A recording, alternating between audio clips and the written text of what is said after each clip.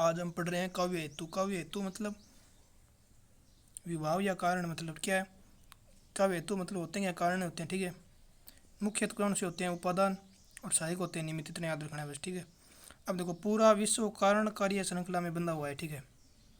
और कारण क्या है, फिर कवि है, और उसका कार्य क्या है, काव्य है, ठीक है। और या कवि की योग्यताएं या सृजनोपयोगी तत्व ये क्या कहलाते हैं, काव्य हेतु कहलाते हैं, इतना याद रखना है। बाबू गुलाब राय क्या कहते हैं, वे तत्व या साधन जो कवि रचना में सहायक हों, ठीक है, इतना याद रखना है बस। अब देखो इनके संबंधी मत क्या क्या है, काव्य हेतु संबंधी मत पढ़ देते हैं। देखो इनमें फिर यही पढ़ेंगे, संस्कृत के और पाश्चात्य, ऐसे अलग अलग पढ़ेंगे अपन, भारतीय पाश्चात्य, ठीक है। अब देखो भारतीय में अग्नि पुराण क्या कहता है, ये क्या इन तीन बताता है, ठीक है। प्रतिभा, वेद ज्ञान, लोक व्यवहार, ठीक है। वामन, ये सारे तीन तीन बताएंगे, यहाँ से लेकर यहाँ तक याद रखना है बस, तीन तीन ही है। वामन क्या कहते हैं, वामन पहले तो याद रखना है कि इन्होंने काव्य हेतुओं को काव्यांग कहा है, एक बात महत्वपूर्ण याद रखनी है, काव्यांग कहने वाले वामन है, ठीक है। फिर इन्होंने लोक विद्या प्रकीर्णन, ठीक है, प्रकीर्णन के 6 भाग बताए। लक्ष्य तत्व अभियोगे वर्ध सेवा अवेक्षण प्रतिभा वदानम, ठीक है, ऐसे याद रखना है। लक्ष्य तत्व अभियोगे वर्ध सेवा अवेक्षण प्रतिभा वदानम, ठीक है, ये 6 प्रकीर्ण बताए इन्होंने। फिर आएंगे बामे, बामे फिर यही प्रतिभा व्युत्पत्ति अभ्यास मानते हैं, और ये सारे प्रतिभा फिर दंडी भी यही सेम मानते हैं, रूढ़रत भी सभी ये सेम मानते हैं। लेकिन इतना याद रखना है, इन्होंने प्रतिभा को क्या कहा है, शक्ति का है, उसके 2 भाग किए हैं, सहजा उत्पाद्या, ठीक है।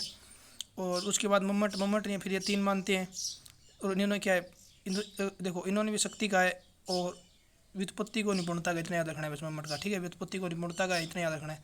और उसके बाद आते हैं फिर दो दो वाले, इन्होंने तो 3 3 माने थे क्या हुए। तो अब देखो दो दो वाले कौन कौन है, 2 मानते हैं, एक तो आनंदवर्धन यानी प्रतिभा और व्युत्पत्ति को मानते हैं, ठीक है, अभ्यास को नहीं मानते। और राजशेखर भी 2 मानते हैं, प्रतिभा और व्युत्पत्ति, ठीक है। और प्रतिभा के इन्होंने 2 भाग कर दिए, कार्यत्री और भाव्यत्री, ठीक है। कार्यत्री के फिर 3 भाग कर दिए, सहजा, आहार्या और उपदेशा, ठीक है। और भाव्यत्री हो गई फिर आलोचकी और तर्षणा अभ्यारी, तर्षणा बिहारी, ठीक है, इतना याद रखना है बस। और जगन्नाथ मात्र एक ही मानते हैं प्रतिभा, ठीक है, इसलिए इन्हें केवल प्रतिभावादी आचार्य कहा जाता है। इनके फिर 2 भाग कर दिए, कार्यत्री भाव्यत्री, इतना याद रखना है, ठीक है। अब देखो शक्ति गणे वाले, ये देखो इतना याद रखना है, मम्मट रुद्रट तो आएंगे सर्वप्रथम, क्योंकि शक्ति की विभाजन किया उन्होंने तो, ठीक है। फिर ये ना हो तो ऑप्शन में मम्मट कर सकते हैं, आनंदवर्धन भी कर सकते हैं, इतना याद रखना है, ठीक है। और उसके बाद अपन पढ़ते हैं हिंदी में। हिंदी में क्या है, भिखारी दास ने 3 मान्य है, सुखदेव मिश्र ने 3 मान्य है, ठीक है, यही है। केशव मिश्र ने 2 मान्य है, और अन्य त्रिगुणायत में कौन मानते हैं, त्रिगुणायत मानते हैं मनोमनन को, और युंग मानते हैं जीवन निश्चय को, इतना याद रखना है, ठीक है। अब पढ़ते हैं पाश्चात्य हैं। पाश्चात्य में प्लेटो और अरस्तु ये क्या प्रतिभा को मानते हैं, प्रतिभा क्या कहते हैं, प्लेटो कहते हैं विकसित क्षणों की वाणी, अरस्तु अनुकूल प्रवृत्ति कहते हैं, वर्ड्सवर्थ शांति प्रबल मनोवेग, कॉलरिज प्राकृतिक पदार्थ, क्रौंचे अभिव्यक्तिवाद, ये इसी के कोई इंपॉर्टेंट है नहीं है। अब पढ़ते हैं काव्य हेतुओं के बारे में मत क्या क्या है, ठीक है, इनसे संबंधी मत। ये देखो काव्य हेतुओं के बारे में भागीरथ मत क्या मत है, ऐसे मतलब अलग अलग पढ़ेंगे इनको। भागीरथ मिशन क्या कहते हैं, नूतन रचना की स्फूर्तिदायक कहते हैं प्रतिभा को, ठीक है। व्युत्पत्ति भी कुछ कहा नहीं है, ठीक है। और राजशेखर क्या कहते हैं, प्रतिभा को कहते हैं साशक्ति केवलम, साशक्ति केवलम कहते हैं। और व्युत्पत्ति को कहते हैं उचित अनुचित विवेक है, ठीक है, इतना याद रखना, उचित अनुचित विवेक है। और भट्टोत और हेमचंद्र ये दोनों क्या है, नौ उनमें शालिनी प्रज्ञा के समर्थक है, ठीक है, प्रतिभा को ये मानते हैं 9 उनमें शालिनी, ठीक है। और वामन क्या मानते हैं, वामन मानते हैं कवित्व बीज है, ठीक है। मम्मट है कवित्व बीज रूप संस्कार मानते हैं, और व्युत्पत्ति को निपुणता कहते हैं, ठीक है, इतना याद रखना है। और जगन्नाथ काव्य घटना अनुकूल कहते हैं। महिम भट्ट है कोई महत्वपूर्ण है नहीं, कवि का तीसरा चक्षु। डॉक्टर नगेंद्र असाधारण मेधा, ठीक है, मेधा मतलब बुद्धि, ठीक है, कहते हैं आत्म व्यक्ति प्रेरणा कहते हैं। और ये देखो अभ्यास को बारे में पढ़ लेते हैं कुछ। अभ्यास को मुख्य हेतु मानने वाले एक ही आचार्य, आचार्य मंगल, ठीक है।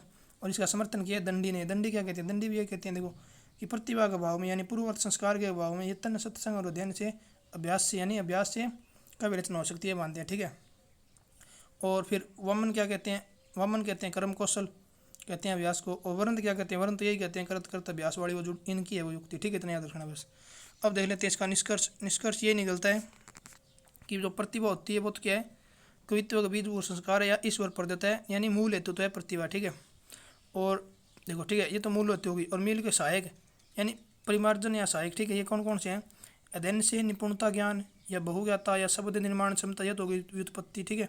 और निष्ठापूर्वक बार बार यत्न और पुनः पुनः प्रवृत्ति, पौन पुनः प्रवृत्ति होगी अभ्यास, ठीक है, ठीक है, इतना इतना याद रखना है बस।